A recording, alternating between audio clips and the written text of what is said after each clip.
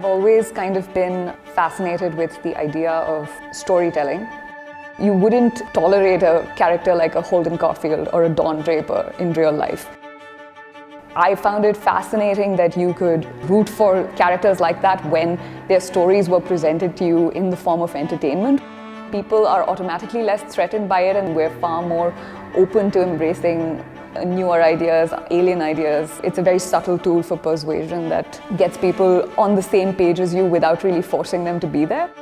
With dystopian and speculative fictions, they seem to be able to illuminate aspects of our reality that are otherwise invisible to us.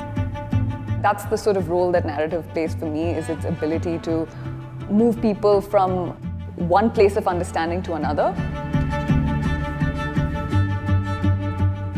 When I first started the Dollhouse project in 2017, I had this sort of fascination with creating this living 3D sort of narrative, like a comedy drama set in miniature.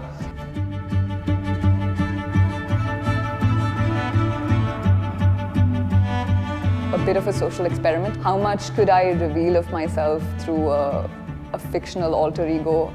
How much could I reveal of my life and have people consume it almost as a form of entertainment? Where could it intertwine with my reality? Where could it diverge and go off into whimsical tangents of its own? So almost like how a cat can unendingly kind of be fascinated with its own shadow. To behold a replica of my life in miniature allowed me to weirdly play God in an alternate universe and be able to watch myself from the outside. And I think more than anybody else watching me from the outside, that was the draw. So when I was in college, I also became deeply interested in philosophy, cultural studies, anthropology, political theory. I found that there were things I wanted to say whose depth and detail couldn't easily be whittled down, and they could only really be expressed in writing. But the questions that I was exploring were still mostly the same, how does our cognition translate raw experiences into concepts? And then what gets lost in that translation? What doesn't make it into our conceptual understanding? Through my writing, I've been trying to figure out ways in which to kind of create an almost three-dimensional vocabulary for experience. So the question I was really dealing with was, what do we really understand of the structure of an experience? Does it build? Does it climax? Does it plateau? How can we kind of tease out the physical structure of an experience like anger or control or intimidation or love? These experiences have a kind of shape and dimension to them, and how is it that we go about understanding that and visualizing that?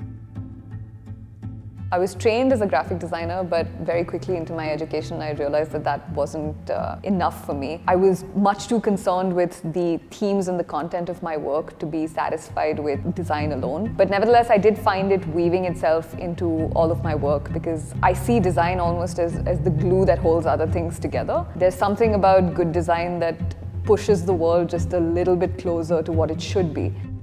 Whenever people ask me what I do, I always kind of struggle to come up with the right answer, because in a way I think the question is framed wrong. I mean, a creative practice it's less about what you do and more about why you do it.